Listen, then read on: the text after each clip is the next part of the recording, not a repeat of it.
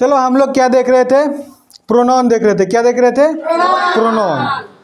Pronoun में हम लोग देख लिए थे, काफ़ी भेद देख लिए थे। नहीं, अब खाली रेसिप्रोकल बचा हुआ है और इंडिफिनिट रिलेटिव, हाँ रिलेटिव बचा हुआ है और इंट्रोगेटिव बचा हुआ है। यही 3 बचा हुआ है।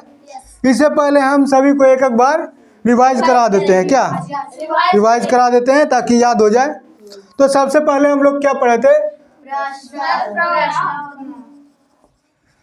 प्रोनाउन में सबसे पहले हम लोग क्या देखे थे? प्रोनाउन में पर्सनल प्रोनाउन।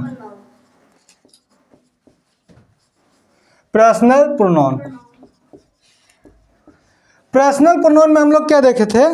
पर्सनल प्रोनाउन में हम लोग देखे थे क्या, जब किसी मतलब खास व्यक्ति को बुलाने के लिए जिस प्रोनाउन का इस्तेमाल किया जाता है, किसी खास व्यक्ति को बुलाने के लिए जिस प्रोनाउन का इस्तेमाल किया जाता है, जैसे कि आई हम खुद को जैसे कि हम खुद के लिए क्या इस्तेमाल करेंगे? आई का। अब हम तुमको किसी एक को बुलाना है हमको, तो क्या कहेंगे? यू। या तुम सबको बुलाने तब भी यू ही का इस्तेमाल करते नहीं। अगर किसी को कहना ही, सी, ई, ये सब जो है इट, हाँ ये सब क्या है? ये सब पर्सनल प्रोनाउन है। पर्सनल प्रोनाउन क्या क्या हो जाएंगे? I, we, you, they, he, she, it. ये सब क्या हो गया? ये सब हम पढ़े थे पर्सनल प्रोनाउन होते हैं। क्या होते हैं? Personal pronoun. पर्सनल प्रोनाउन में हम लोग केस भी देखे थे। तुम लोग याद किए होगे, याद किए हो ना? क्या देखे थे उसमें? केस क्या क्या हो गया था हम लोग का? हाँ हाँ, ये सारे पर्सनल प्रोनाउन इसका केस देख लिए थे। केस याद कर लेना, अगर जो याद नहीं किया है ना वो याद कर लेना। चलो थोड़ा बहुत पूछ लेते हैं। चलो खड़ा हो। हम बोलते हैं आई कौन सा केस है? नॉमिनेटिव केस या सब्जेक्टिव केस भी इसको कहते हैं। क्या? Subjective case. अब हम बोलते हैं आई का हम पूछेंगे कि पोसेसिव एडजेक्टिव क्या होगा? और possessive pronoun? Mine. Good. Possessive adjective my, possessive pronoun mine. बहुत अच्छा, बैठो।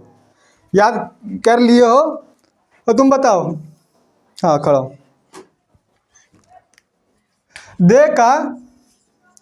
दे का ऑब्जेक्टिव केस क्या होगा? ऑब्जेक्टिव केस दे का ऑब्जेक्टिव केस बताओ। नहीं पता है? चलो तुम बताओ शिवानी। दे का क्या होता है? देम। और पोसेसिव एडजेक्टिव क्या हो जाएगा? पोसेसिव एडजेक्टिव देम का। बता रहे भैया, जल्दी बोलो।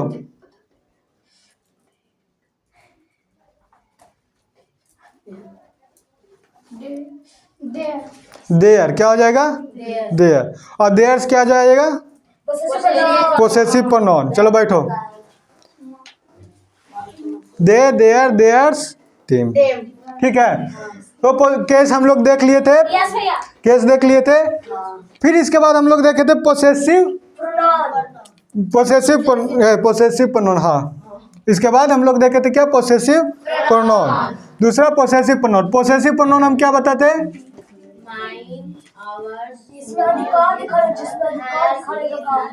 हाँ गुड। जिससे अधिकार, वैसा प्रोनाउन जिसका उपयोग अधिकार दिखाने के लिए करते हैं। क्या? अधिकार दिखाने के लिए। जैसे कि अभी हम बताएं। हाँ, this mobile is mine. This mobile is mine. तो माइन क्या हो गया? हाँ गुड। पोसेसिव प्रोनाउन मतलब कि जिससे अधिकार दिखाने का काम होता है। नहीं, जैसे में पोसेसिव प्रोनाउन क्या क्या हो जाएंगे? माइन,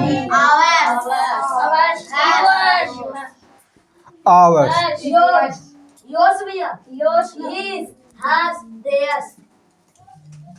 हर्स,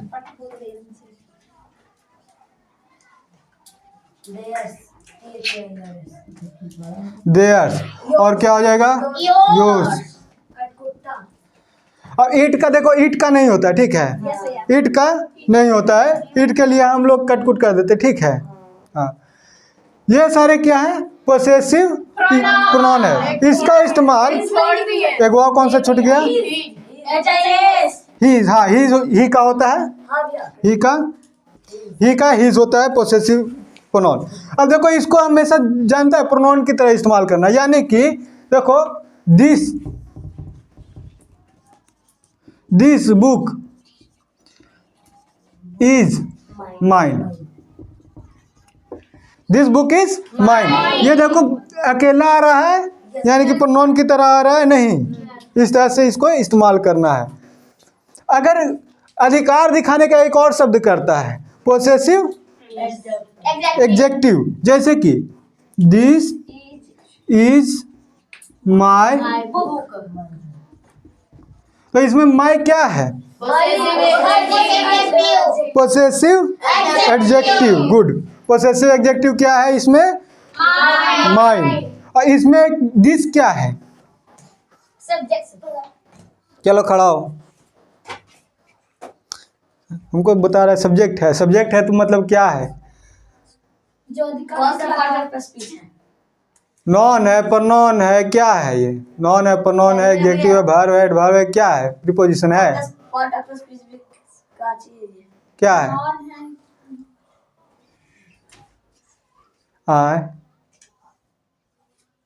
ना पता है रे ना, चलो तुम बता दो। हाँ बोलो, क्या है? प्रोनाउन है। चलो तुम बताओ। डेमोन्स्ट्रेटिव प्रोनाउन है, बताओ। दिस। ये दिस क्या है?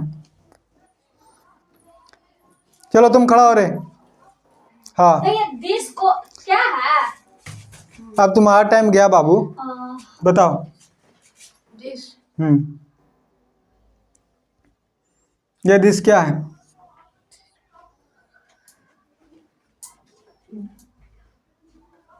बताने का काम कर रहा तो भाव भर है?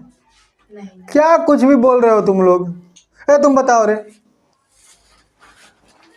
क्या है? प्रोनाउन है। अंगथाई पे 150। प्रोनाउन कैसे है?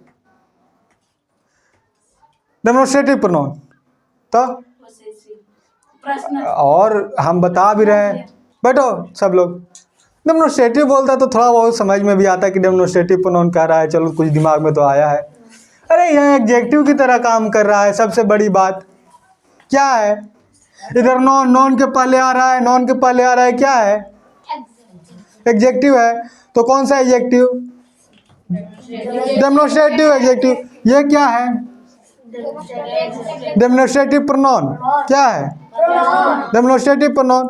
ये हम बताए ना रे, ये वाला दिस क्या हो जाएगा? Demonstrative pronoun. डेमोन्स्ट्रेटिव प्रोनाउन माई कहां से आ जाएगा?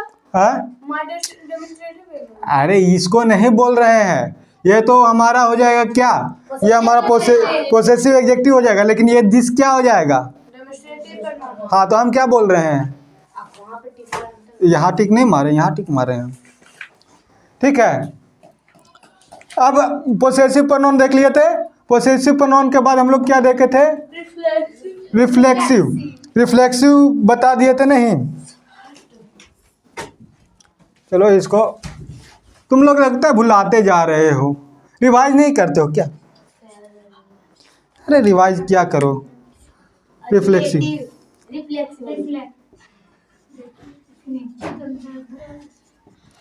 Reflexive, reflexive pronoun. Reflexive pronoun हम क्या बताए थे? रिफ्लेक्सिव प्रोनाउन क्या बताए थे? बताओ। हाँ, जिससे काम का बोल। बैठोगे ना? ऐसा ही बताए थे, काम का बोलो। देखो रिफ्लेक्सिव प्रोनाउन क्या कहते हैं? My self, my self, yourself, himself, yourself, themselves, himself, herself, itself.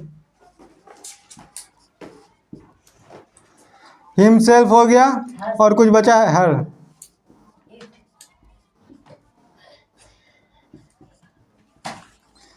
ये सारे हैं, देम सेल्फ भी आ जाता है। हाँ,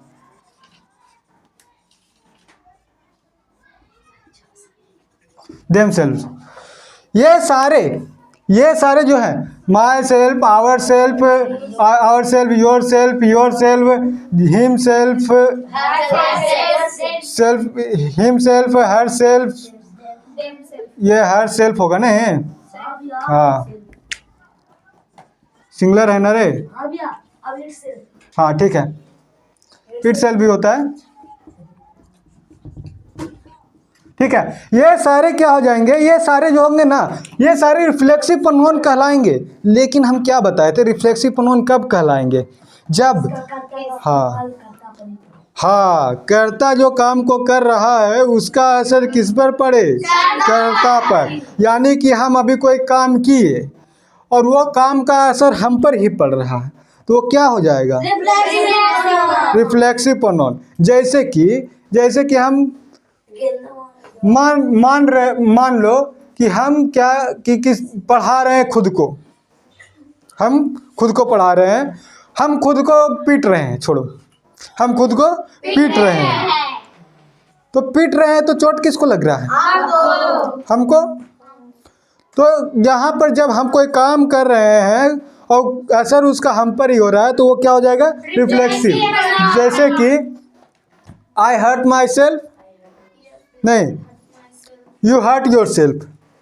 यानी कि यहाँ पर योर सेल्फ क्या हो जाएगा, यू हर्ट योर सेल्फ। यहाँ पर ये क्या हो जाएगा, आई लव माई सेल्फ, नहीं, आई लव माई सेल्फ। अगर आई लव माई सेल्फ कर रहे हैं तो यहाँ माई सेल्फ क्या होगा, रिफ्लेक्सिव प्रोनाउन। लेकिन हम कह दें, अब हम कह रहे हैं कि आई टीच यू सेल्फ। अब देखो, यू नहीं, वैसा नहीं बनेगा। ठीक है, अब हम क्या बताते हैं, इम्फेक्टिव बताते हैं। पहले इम्फेक्टिव लिख लेते हैं।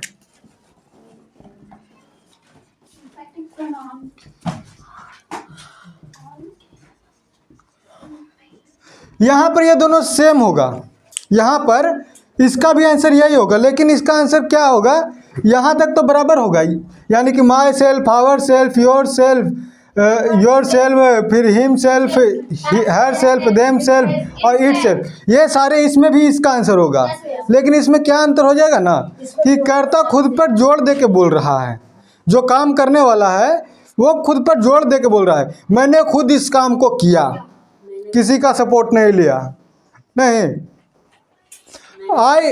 I teach you my self, I teach you my self, यानी कि मैंने तुमको खुद से पढ़ाया। नहीं, अगर हम मान लो कि खुद पर दबाव दे के बोल रहे हैं, यानी कि हम गर्व से बोल रहे हैं, यानी कि हम एक तरह से मतलब अभिमान भी कह सकते हैं। नहीं, मैंने खुद इस काम को किया, सारा श्रेय हम ले रहे हैं। तो अगर श्रेय सारा ले रहे हैं तो ये क्या हो जाएगा, कौन सा प्रोनाउन, इम्फेक्टिव प्रोनाउन।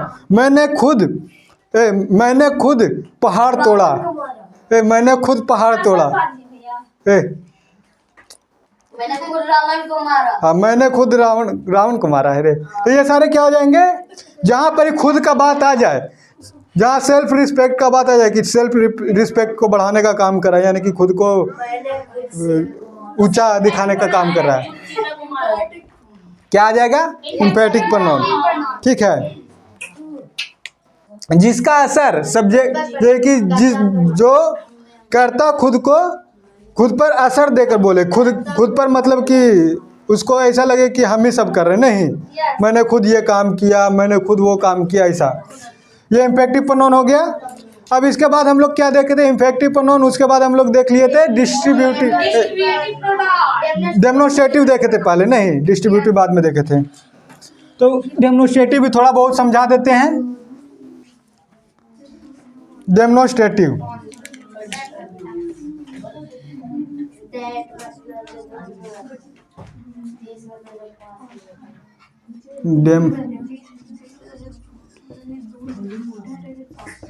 Demonstrative pronoun. जो लोग अगर नहीं मतलब कि देखे हैं, पिछला क्लास नहीं आए थे, वो लोग ध्यान से समझ लेना, ठीक है। डेमोन्स्ट्रेटिव प्रोनाउन क्या होता है? डेमोन्स्ट्रेटिव प्रोनाउन मतलब कि जो दिखाने का काम करता है, क्या? जो किसी वस्तु को जिससे दिखाने का काम किया जाए, जो जैसे कि दिस,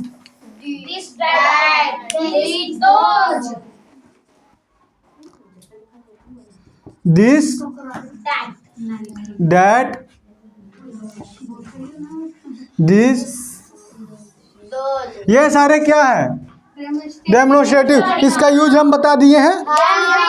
ये दिस का इस्तेमाल क्या होगा, दैट का इस्तेमाल कब होगा, दिस का नजदीक के लिए एक वस्तु रहेगा तो, दूर के लिए एक वस्तु, नजदीक के लिए ज्यादा, एक से ज्यादा वस्तु, दूर के लिए एक से ज्यादा वस्तु। हाँ, नजदीक के लिए एक वस्तु रहा तो दिस, दूर के लिए एक वस्तु रहा तो दैट, नजदीक के लिए बहुत सारा वस्तु रहा तो दिस, और दूर के लिए बहुत सारा वस्तु रहा तो दोस। इसका इस्तेमाल कर लोगे, कोई दिक्कत नहीं। तो डेमोन्स्ट्रेटिव प्रोनाउन में कोई दिक्कत है नहीं। इसके बाद हम लोग देखे थे डेमोन्स्ट्रेटिव के बाद इंडेफिनिट, नहीं इंडेफिनिट।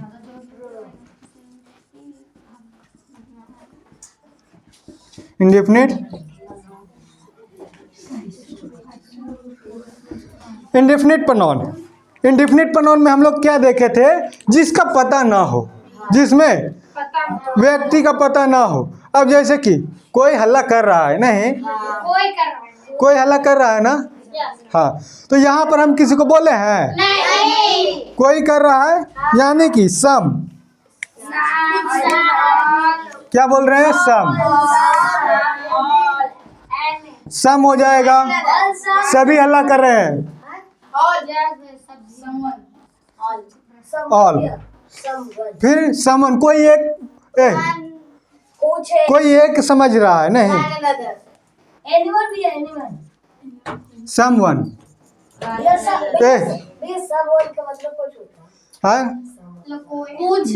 कोई एक, हाँ, या कुछ ऐसा कह सकते हैं, कोई एक, समवन, एनीवन, सभी, एनी, ऑल मतलब सभी होता है, एनीवन भी होता है, ठीक है। एनी, कोई एक, कोई भी एक, ठीक है। ये सारे क्या हो जाएंगे? इंडेफिनिट प्रोनाउन, जिसमें किसी का पता ना हो, ठीक है। All are student, all are student. यहाँ पर हम एक को बोल रहे हैं, नहीं, यानी सभी को बोल रहे हैं, किसी एक कोई इंडिविजुअल को नहीं बोल रहे हैं, तो ये क्या हो जाएगा? Indefinite pronoun. इंडेफिनिट प्रोनाउन में दिक्कत नहीं है। चलो अगला हम लोग देखते हैं इंडेफिनिट के बाद distributive.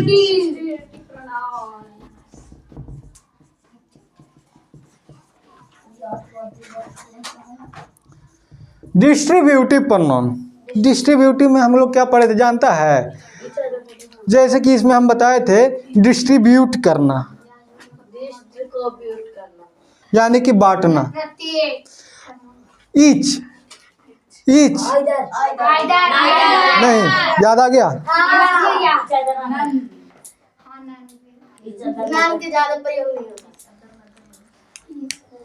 Each, either, neither, neither. Each का मतलब क्या बताए थे?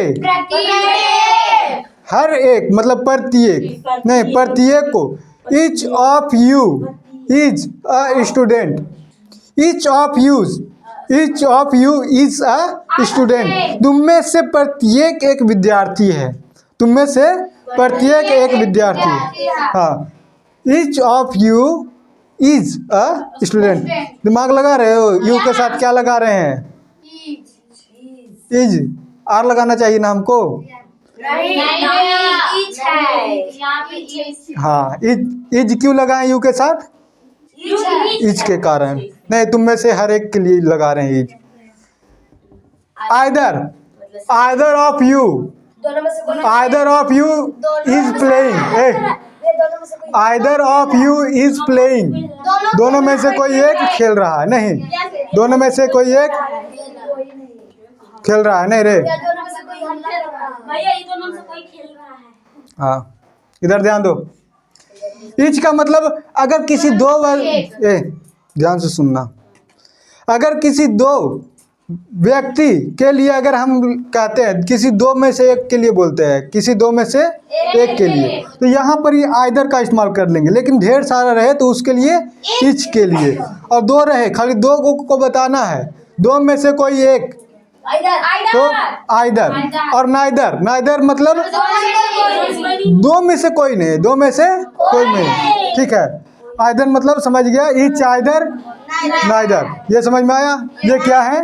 Distributive pronoun. डिस्ट्रीब्यूटिव प्रोनाउन समझ में आया? चलो ठीक है, डिस्ट्रीब्यूटिव हो गया।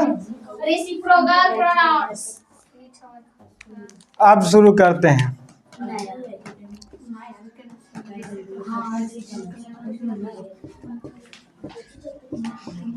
रेसिप्रोकल,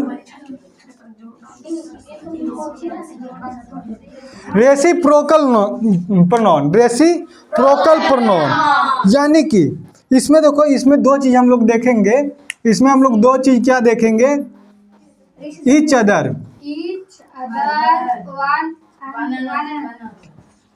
दोनों का मतलब एक ही होता है। ये दोनों का मतलब होता है क्या? ये दोनों का मतलब होता है एक दूसरे से,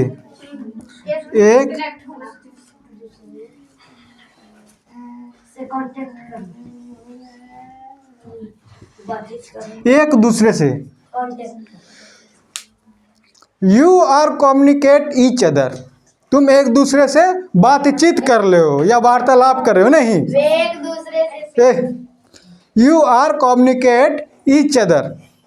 नहीं, अगर हम कह दें तो ये क्या हो गया? तुम दोनों एक दूसरे से बात करते हो या वार्तालाप कर रहे हो, होगा कि नहीं? हाँ, हो सकता है you are playing each other.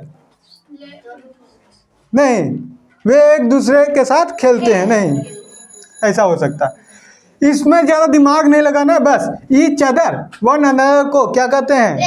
Reciprocal. अगर एक सेंटेंस बनाने कह देगा कि रेसिप्रोकल प्रोनाउन का एक सेंटेंस बनाए, तो क्या बनाओगे? हाँ, ये भी बना सकता है।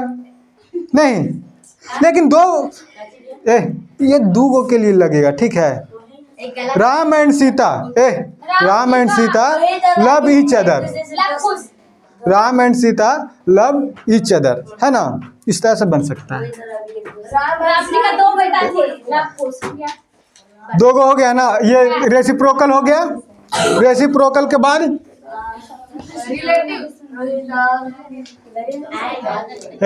ध्यान दो, रेसिप्रोकल हो गया। अब इसके बाद हम लोग देखते हैं,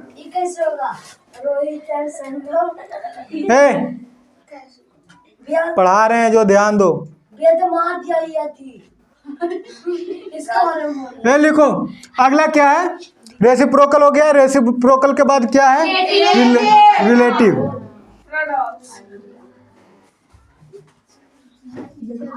इधर ध्यान देना, इसमें देखो ध्यान देने वाला बात है, ये ध्यान देने वाला बात है। रिलेटिव प्रोनाउन क्या होता है? रिलेटिव प्रोनाउन क्या होता है? जब मतलब कि दो वाक्यों को, जो वैसा प्रोनाउन जो दो वाक्यों को संबंध बताने का काम करता है, दो वाक्यों में संबंध बताने का काम करता है। दो वाक्य हैं, उनमें संबंध स्थापित करता है। नहीं, जैसे में क्या हो जाएगा? वो जो लड़का है वो मेरा भाई है या दोस्त है, कुछ भी कह सकते हो।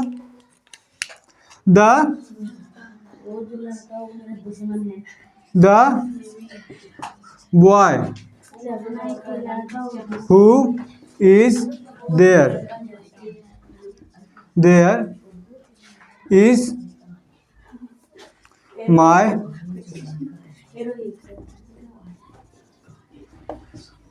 Who is my brother. वैसे शब्द देखो, ये जो हु है ना, जो हु है ना, ये क्या कर रहा है ना, द बॉय इज देयर, यानी कि वहाँ जो लड़का है, क्या वहाँ जो लड़का है, इज माई ब्रदर, वो क्या है, मेरा भाई है।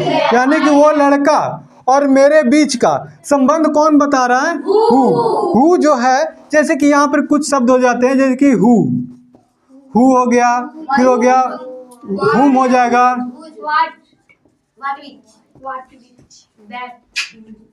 हुम हो जाएगा, डैड भी हो जाएगा, डैड भी संबंध बताता है, डैड भी होता है, बताते हैं, डैड भी होगा, फिर हुज भी हो जाएगा।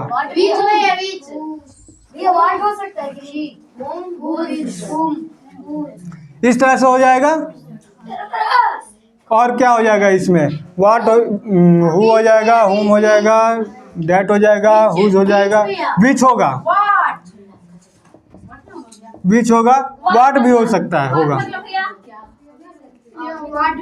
हाँ चलो ठीक है। ये सारे जो होते हैं ना, ये ध्यान देना, ये सारे जो हम लिखे हैं ना, ये सारे रिलेटिव प्रोनाउन होंगे।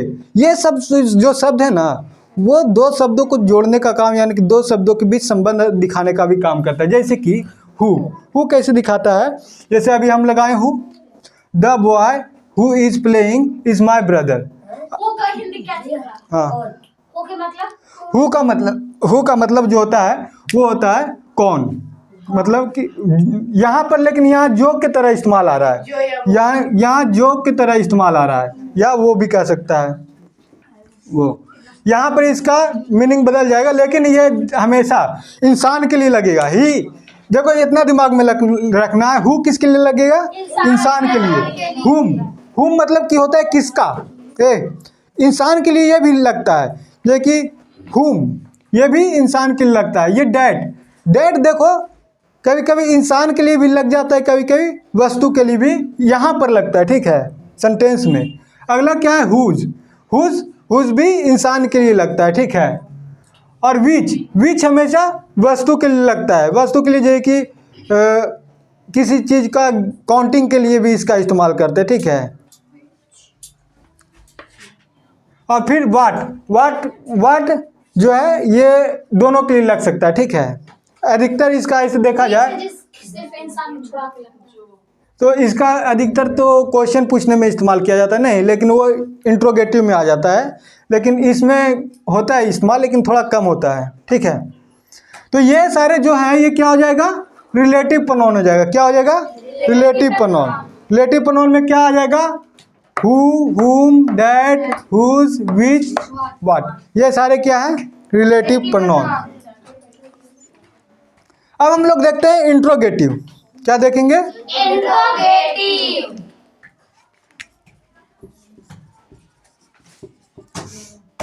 इंट्रो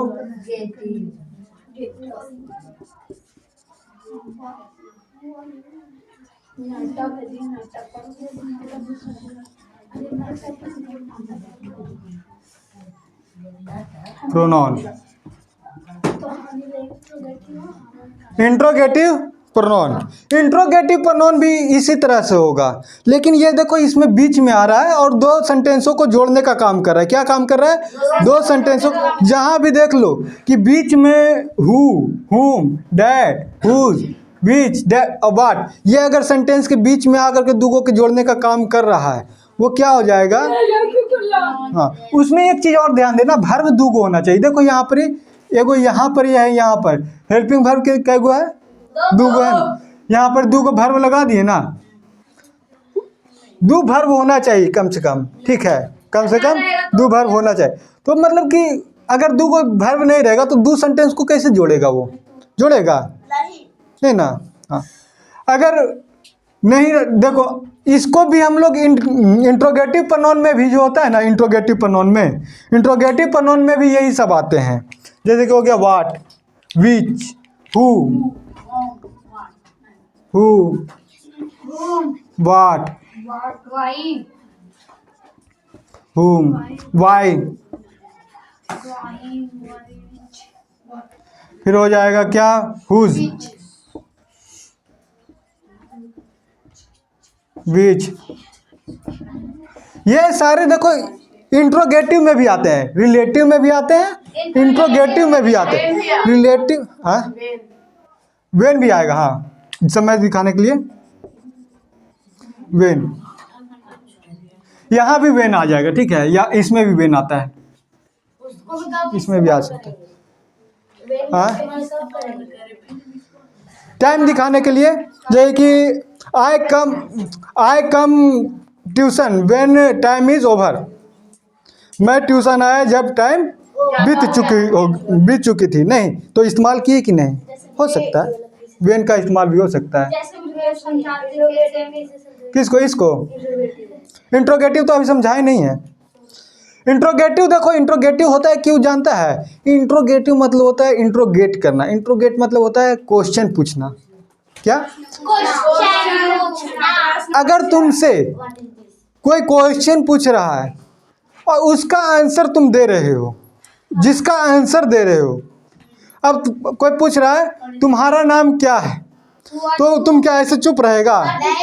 और एक और चीज उसका आंसर यस और नो में नहीं होना चाहिए, यस और नो में नहीं होना चाहिए। अगर हम पूछे, हाँ यस नो में नहीं होना चाहिए आंसर, हमेशा उसका आंसर देना चाहिए मुंह से, खाली यस नो वाला एक आंसर होता है ना, क्या तुम ठीक हो, हाँ, क्या तुम ठीक नहीं हो, हाँ, इस तरह से आंसर दिया जाता है। तो यस नो में नहीं देना चाहिए, जो जिसका आंसर संक्षिप्त में आ, जैसे कि व्हाट इज योर नेम, यहाँ पर हाँ नहीं कह सकते हो, हाँ या नहीं कह सकते हो, या तो तुम अपना नाम बताओगे या तो चुप रहोगे। तो भाई सुनिए, अगर उसको पूछेंगे आप तुम लोग ठीक हो, तो हम लोग मुंह से बोलेंगे ठीक है, हाँ हम लोग ठीक है, क्या तुम ठीक हो, हाँ हाँ बोल दिया, हो गया। मतलब निकालने के लिए भी बोलते हैं ना, कैसे हो ऐसे पूछेगा तो बोलेगा ठीक है, कैसे हो या अच्छे हैं, इस तरह से। कोई हैरानी से क्वेश्चन पूछेगा वो, हाँ तुम कहाँ, तुम जा रहे हो, ये इंट्रोगेटिव में आएगा। तुम जा रहे हो, हैरानी से तुम जा रहे हो, मतलब कहेगा आर यू गोइंग, तो यस यस, अगर जा रहे हैं तो यस, नहीं जा रहे तो नो, इसका आंसर तो यस नो में आ गया ना। तुम जा रहे हो, क्या नहीं बोले, तुम जा रहे हो, आर यू गोइंग होगा ना इसका, तुम जा रहे हो, आर यू गोइंग, यही ना, आर यू गोइंग, तो तुम यस और नो बोलोगे। हिंदी में कोई पूछेगा तब तुम जा रहे हो, हाँ हिंदी में पूछेगा तो क्या उसका नहीं बोल दोगे। मतलब ये कैसे हो जाएगा इंट्रोगेटिव में भी? इंट्रोगेटिव में क्या तुम जा रहे हो, इसका मतलब कि आर यू गोइंग, इसका यही ना बनेगा, तो इसका आंसर हाँ या ना में दे सकते हो कि नहीं। लेकिन तुम कब जा रहे हो, हाँ में नहीं में देकर बताओ हमको जवाब, इसका जवाब दे सकते हो नहीं। तो जिसका जवाब हम एक शब्द में हाँ या ना में न दे, उसके लिए हम लोग इंट्रोगेटिव उसको कहेंगे। जैसे कि तुम कब जा रहे हो, तुम कैसे जा रहे हो, कैसे भी तो बताना पड़ेगा ना। चलो ठीक है, खड़ा हो, भैया उसको आंसर देखो इंट्रोगेटिव का एग्जाम्पल दो। हाँ तुम कब जा रहे हो, इंग्लिश में बोलो, इंग्लिश में आता है, तो पढ़ क्या रहा है, इंग्लिश ट्रांसलेशन नहीं बनाया रे, तो बोलो ना, तो क्या बोला तुम हिंदी में, तुम कब जा रहे हो, तुम कब जा रहे हो, तो इसका ट्रांसलेशन क्या बनेगा, यू आर आएगा, तुम सारा ट्रांसलेशन भुला गया।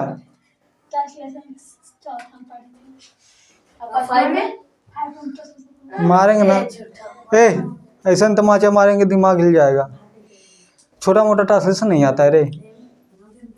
क्या बोला, तुम कब जा रहे हो, तो कब जा रहे हो, तो वेन पहले आ जाएगा, वेन आर यू गोइंग, इस तरह से बन जाएगा। अब इसमें वेन आर यू गोइंग बोलेगा तो इसका आंसर निकलेगा कि नहीं, हाँ या नहीं में नहीं दे सकते हैं, इसका आंसर का यू देंगे तो संक्षिप्त में देंगे, तो उसको आंसर मालूम होगा तो बकवास का सवाल मत पूछो, ठीक है। हम जान रहे हैं तुम कितना ध्यान दे रहे हो क्लास में, और ध्यान अच्छा से दो, ठीक है। अब व्हाट का इस्तेमाल भी क्वेश्चन पूछने के लिए किया जाता है। What are you doing? नहीं, व्हाट आर यू डूइंग, नहीं, इस तरह से व्हाट इज दिस, इसका आंसर तुम लोग क्या दे सकते हो। This is a chair. हुम का भी इस्तेमाल किया जाता है। उनका कैसे खेलते हैं?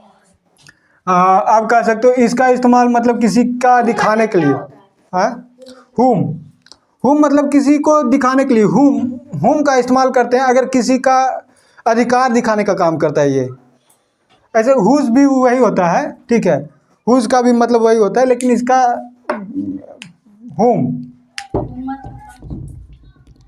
बैठ जा भैया। बैठ जाओ।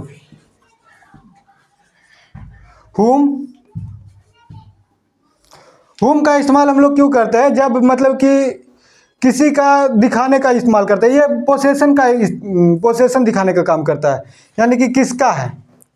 हुम ब्रदर, किसका भाई, नहीं, ठीक, इस तरह से इसका इस्तेमाल करते हैं। अब ये सब का हो जाएगा। इंट्रोगेटिव किसको कहते हैं, समझ गए, ठीक है।